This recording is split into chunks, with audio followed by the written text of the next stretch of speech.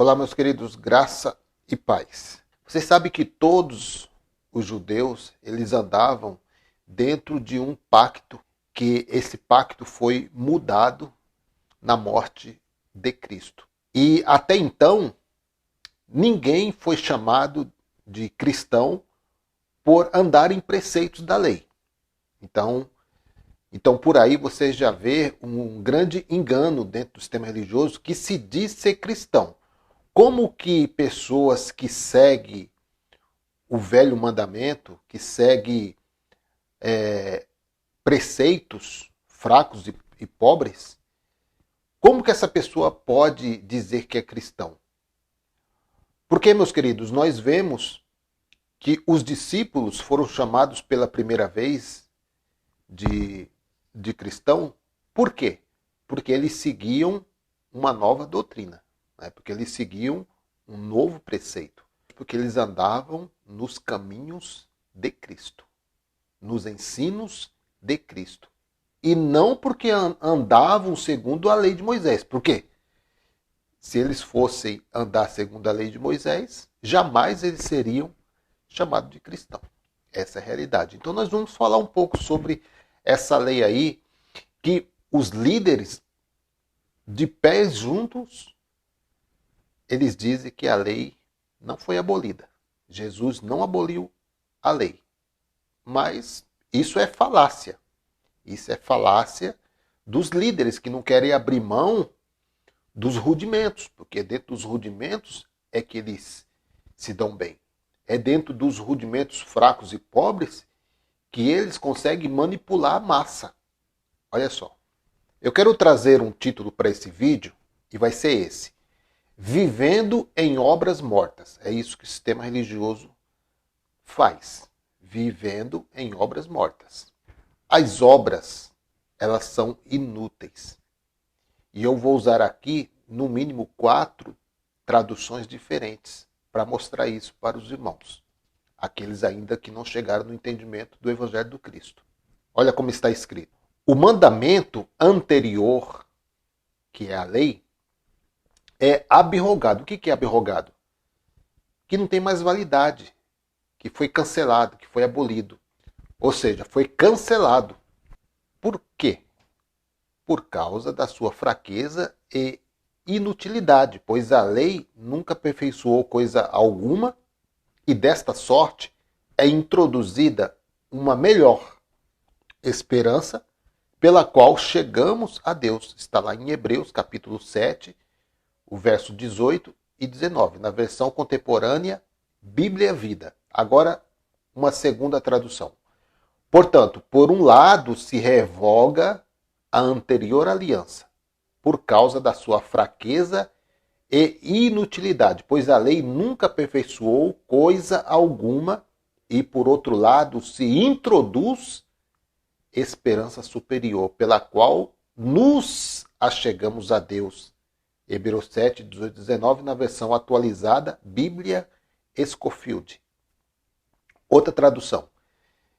Sim, o antigo sistema de sacerdócio, baseado no parentesco, foi cancelado porque não deu resultado. Era fraco e inútil para salvar o povo. Nunca tornou ninguém realmente justo para com Deus. Agora, porém, temos uma esperança muitíssimo melhor, pois Cristo nos torna aceitáveis a Deus e agora podemos aproximar-nos dele. Essa é a versão ampliada Bíblia Vida. Agora, outra tradução.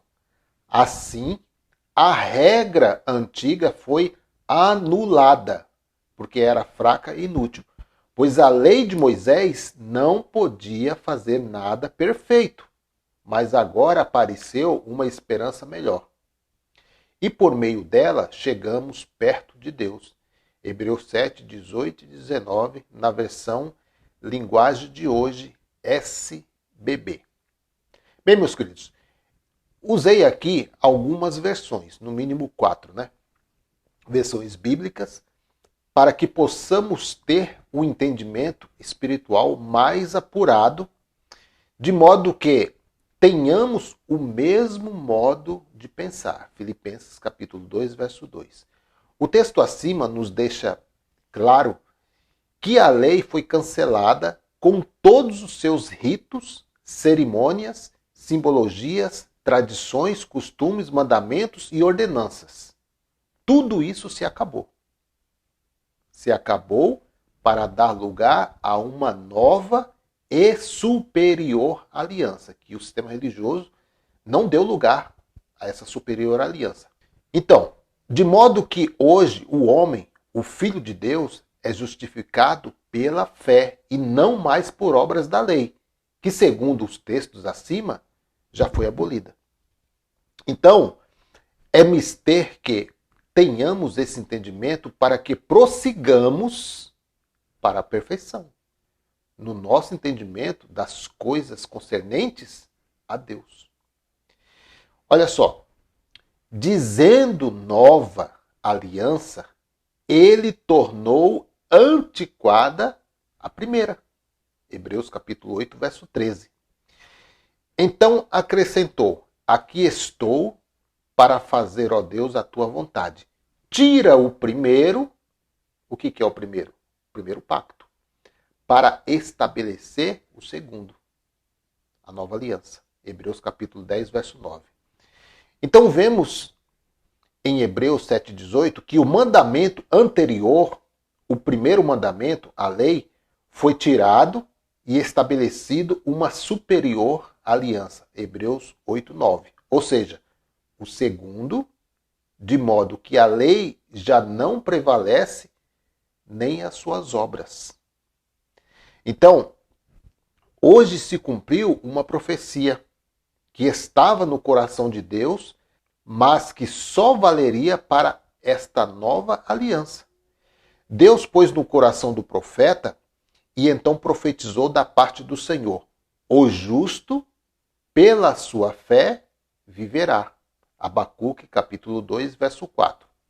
Então, isto era uma profecia e que na graça veio a se cumprir com a confirmação do apóstolo Paulo, né? Que também pôs como fundamento para esta nova aliança: mas o meu justo viverá da fé. E se ele recuar, a minha alma não tem prazer nele. Hebreus capítulo 10 e o verso de número 38. Então, hoje, não se pode viver das obras da lei, nem fazê-las, pois aqueles que os fazem ficam debaixo de condenação e da maldição. Veja o que o apóstolo Paulo disse, que quem celebrar hoje a Páscoa será se ajuntado para a condenação. 1 de Coríntios, capítulo 11, o verso 34. Pois Cristo, nossa Páscoa, foi sacrificado por nós. 1 de Coríntios 5, 7. E tudo já está consumado. João capítulo 19, verso 28. Então, se a lei nunca aperfeiçoou coisa alguma, Hebreus 7,19, seria pura burrice. Vou usar esse termo aqui acadêmico, né? Pura burrice. Viver hoje das obras da lei. E mesmo que seja pura burrice, ainda há quem viva. É claro, olhando para o sistema religioso de hoje, 99% vive debaixo de leis ainda. Leis deles, né? Porque a lei foi abolida. Então, meus queridos, há um peso aqui.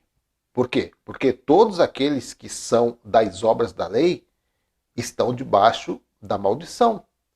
Pois está escrito: maldito todo aquele que não permanece em todas as coisas que estão escritas no livro da lei. Não é só dar o dízimo. Não, tem que praticar todas para fazê-las. E é evidente que pela lei ninguém será justificado diante de Deus, porque o justo viverá da fé. Gálatas capítulo 3, o verso 10 e o verso 11. As obras são mortas, pois a lei foi fraca e inútil e as suas obras também o foram. O fim da lei é Cristo. O fim das obras é Cristo. Romanos 10, 4. em Cristo, na graça, não se vive e nem se pode fazer nenhum tipo de obra, pois o justo, nesta nova aliança, vive por fé, sem as obras da lei. Romanos 3, 28. Se a lei era fraca e inútil, todos os seus mandamentos e ordenanças também são. Então você precisa ter esse entendimento. Por quê? Para que tenhamos o mesmo modo de pensar, para que pensemos a mesma coisa. Filipenses capítulo 2, verso 2. Então, uma vez que a lei nunca foi dada para nós, os gentios, mas para os judeus, os hebreus, para o povo de Israel, nós não somos o povo de Israel. Nós somos a igreja de Deus, a igreja de Cristo, debaixo de uma nova e superior aliança, cuja esta mesma aliança está fundamentada e firmada em melhores e maiores promessas. Hebreus capítulo 8, verso 6. Então, as obras são mortas porque a lei morreu, até mesmo para os judeus. A lei só foi para os judeus dentro de uma antiga aliança. Agora a lei acabou. Deu-se lugar a um novo pacto, estabelecido pelo sangue do Deus vivo, Cristo Jesus. Então, meus amados, hoje alguém diria, mas eu faço jejum e leio a Torá, porque eu sou judeu. E daí que você é judeu?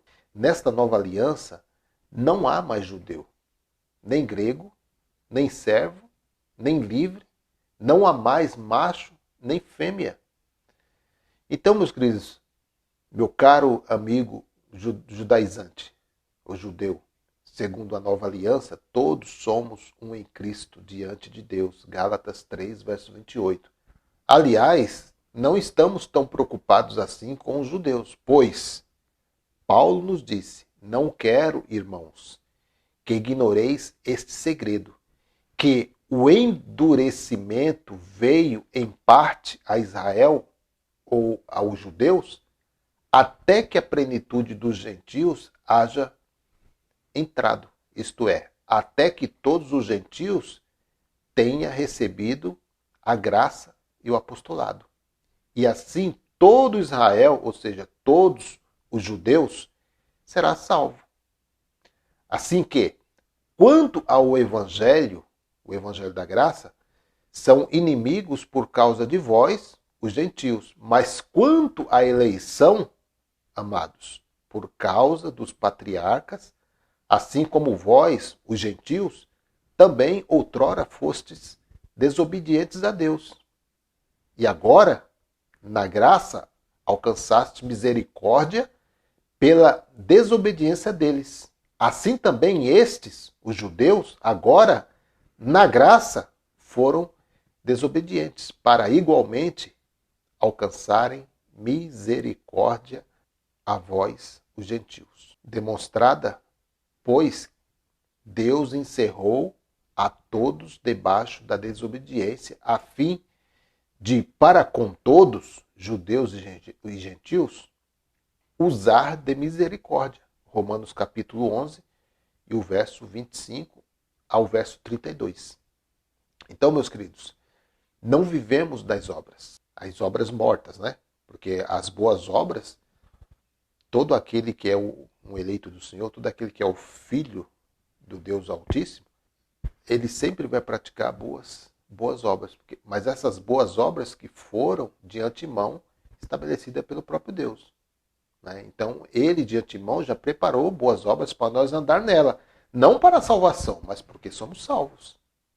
E se somos salvos, somos eleitos. E se somos eleitos, somos filhos de Deus. E se somos filhos de Deus, o Espírito está em nós. E se o Espírito está em nós, ele nos conduzirá em boas obras. Não as obras da lei, não as obras do antigo pacto, mas as boas obras que o Senhor estabeleceu de antemão.